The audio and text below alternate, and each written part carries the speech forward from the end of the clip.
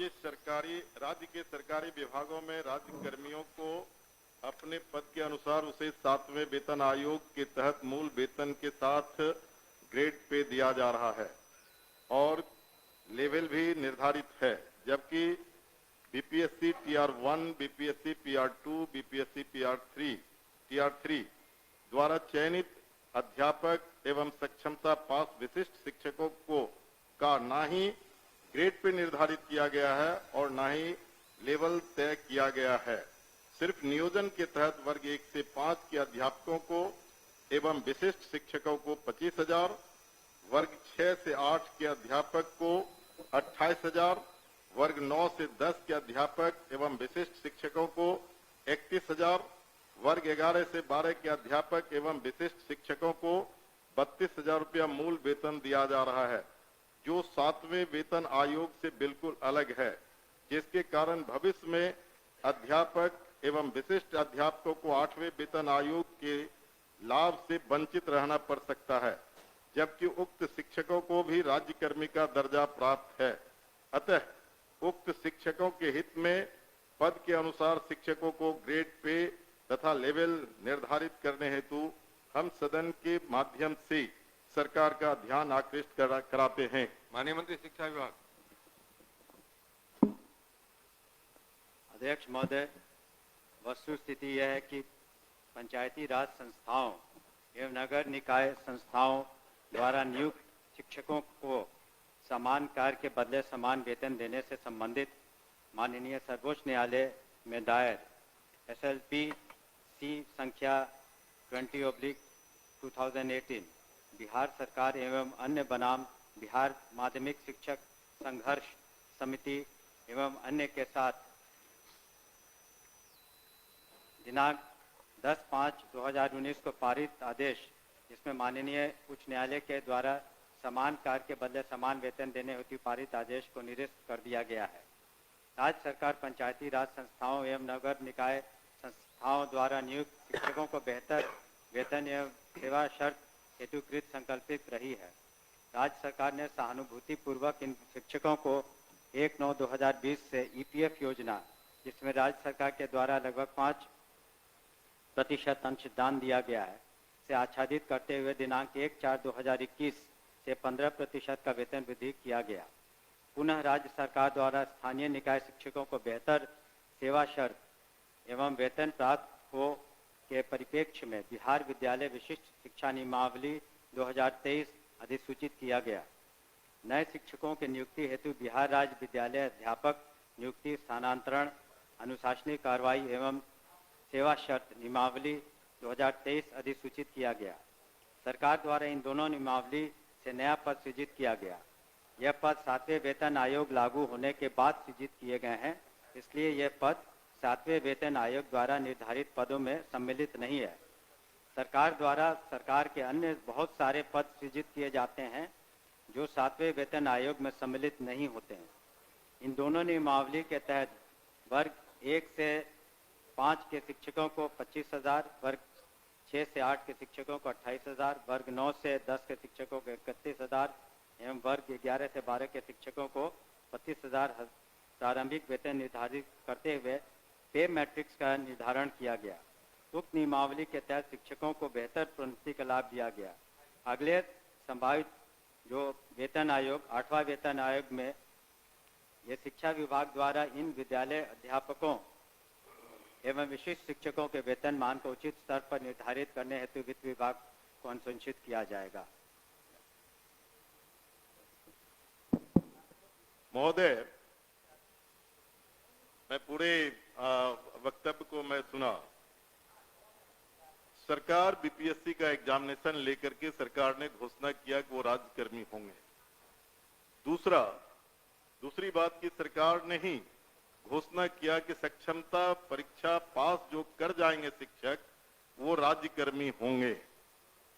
तो जब राज्यकर्मी होंगे तब फिर क्या औचित्य है कि आप उसको 7वें वेतन के लाभ से अलग रखेंगे, उस श्रेणी में नहीं रखेंगे? क्यों उसको राज्यकर्मी का दर्जा देते हुए और राज्यकर्मी की घोषणा करते हुए उस लाभ से सरकार क्यों वंचित रखना चाहती है, ये मैं जानना चाहता हूं। माननीय मंत्री। अध्यक्ष महोदय, इसमें जो विचार विमर्श किया गया वित्त विभाग से, ऐसी बात नहीं है कि सहानुभूति तो पूरी रखी गई। एक और आंकड़ा मैं पढ़ना चाहूँगा सदन के सामने।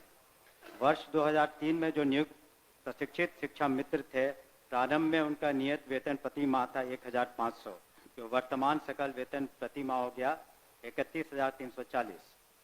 वर्ष 2006 में नियुक्त पंचायत प्रखंड नगर शिक्षक थे 5000, उनका वर्तमान सकल वेतन प्रति माह हो गया 29,410। वर्ष 2010 में नियुक्त पंचायत प्रखंड नगर शिक्षक 7000 था वेतनमान, तो उनका हो गया आज के दिन में 29,410। वर्ष 2013 में नियुक्त पंचायत प्रखंड नगर शिक्षक 10,000 थे, उनका आज के दिन में 29,410 सकल वेतन प्रति माह हुआ। ये वित्त विभाग की सोच थी कि इनका 7वें वेतन आयोग से आच्छादित नहीं होंगे और इनके लिए अलग से उन्होंने एक पे मैट्रिक्स बनाई। लेकिन साथ ही हमने ये भी कहा कि भविष्य में जब 8th पे कमीशन लागू होगा तो उसमें फिटमेंट कमेटी बैठती है और फिटमेंट कमेटी जिस श्रेणी में ये फिट करेंगे उसमें उनको आच्छादित करेंगे। धन्यवाद महोदय, जो सरकार के द्वारा वक्तव्य फिर दोबारा दिया गया, ये पुरानी बात को दोहराई गई कि जब नियोजन इकाई कई नियोजन इकाई थी, आपने 23 में उस तमाम नियोजन इकाई को भंग कर दिया। अब जिला स्तर पर नियोजन इकाई आपने गठित कर दिया, जितने जिला है उतने ही नियोजन इकाई है, और आपने आपके फैसले से सरकार ने फैसला लिया कि अब तमाम जो पहली प्रक्रिया थी उसको हम समाप्त करते हैं और बीपीएससी से एग्जामिनेशन लेकर के हम शिक्षक को बहाल करेंगे और वो राज्यकर्मी होंगे। दूसरा, कि सरकार से हम लोग बात कर रहे थे कि जो पुराने तरीके से पंचायत से, प्रखंड से, जिला परिषद से जिन शिक्षकों को नियोजित किया गया उनको आप सरकारी कर्मी घोषित कीजिए। सरकार ने एक फैसला लिया, सक्षमता परीक्षा जो पास करेगा वो सरकारी कर्मी होंगे। तो सवाल उठता है कि सरकारी कर्मी वो सिर्फ स्कूल में नहीं पढ़ाते हैं, उनसे आप चुनाव में बूथ पर भेजते हैं, उनसे आप जो है सो बीएलओ बनाते हैं, उनको कई तरह का सवाल करते हैं। जब वो सरकारी कर्मी आपने घोषित किया है तब सरकारी कर्मी के बराबर उसके समकक्ष 7वां वेतन क्यों नहीं देना चाहती है, ये हम जानना चाहते हैं। तो नहीं, उनका कहना है कि वो पुराना जो बताया 4000 था, 2000 था, 3000 था। दूसरी बार खड़े होकर बोले तो नहीं सर मैं अध्यक्ष महोदय, जब ये पूरा मामला वित्त विभाग में गया, वित्त विभाग इसमें सारी निर्णय लेता है। पे मैट्रिक्स उन्होंने नया किया और कहा कि ये 7वें वेतन आयोग से आच्छादित नहीं होंगे। और दूसरी बात ये भी है, हम इस बात को स्वीकार कर रहे हैं कि भविष्य में जब 8th पे कमीशन का इन्होंने बात उठाई है, तो जब भी पे कमीशन केंद्र सरकार के द्वारा जब वो लागू होता है तो यहाँ बिहार में भी फिटमेंट कमेटी बैठती है और फिटमेंट कमेटी के अनुसार उस वक्त इसमें जिसमें करेंगे हम लोग अनुशंसा करेंगे। लेकिन अंतोगत्वा इन सभी मामलों में वित्त विभाग अपने वित्तीय प्रबंधन के तहत ही अंतिम फैसला देता है, जिसको सभी को स्वीकार करना पड़ता है। धन्यवाद। हो गया आपका।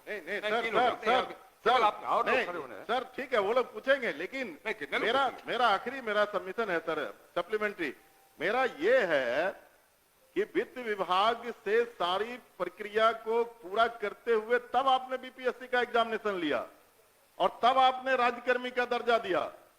तो साथ में वहीं घूम फिर के आ रहे हैं आप। साथ में वेतन का आप लाभ उसे क्यों नहीं देना चाहते, ये सरकार एक लास्ट करते हैं सर। एक ही बात तो आप बोल रहे, बोलिए अध्यक्ष।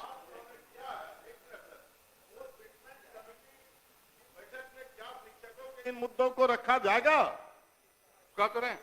हमने तो कहा ही कि जब 8th कमीशन का जो उसमें फाइंडिंग्स आएंगी तब बिहार में जब फिटमेंट कमेटी होगी तो अलग अलग विभाग का उसमें टेकअप किया जाता है, तो उस वक्त विचार किया जाएगा निश्चित रूप से। धन्यवाद। ओके। अध्यक्ष महोदय, वर्ष 2023 में नियोजित शिक्षकों को महागठबंधन की सरकार में राज्यकर्मी का दर्जा दिया गया था महोदय। और ध्यान जो शिक्षकों के हित में उनके पद के अनुसार ग्रेड पे और उनका लेवल जो तय करना है वो सरकार कब तक देने का विचार रखती है, यदि राजेश जी, देने का विचार राजेश जी रखती है तो कब तक, नहीं तो क्यों? देखिए एक ही बात हो रही है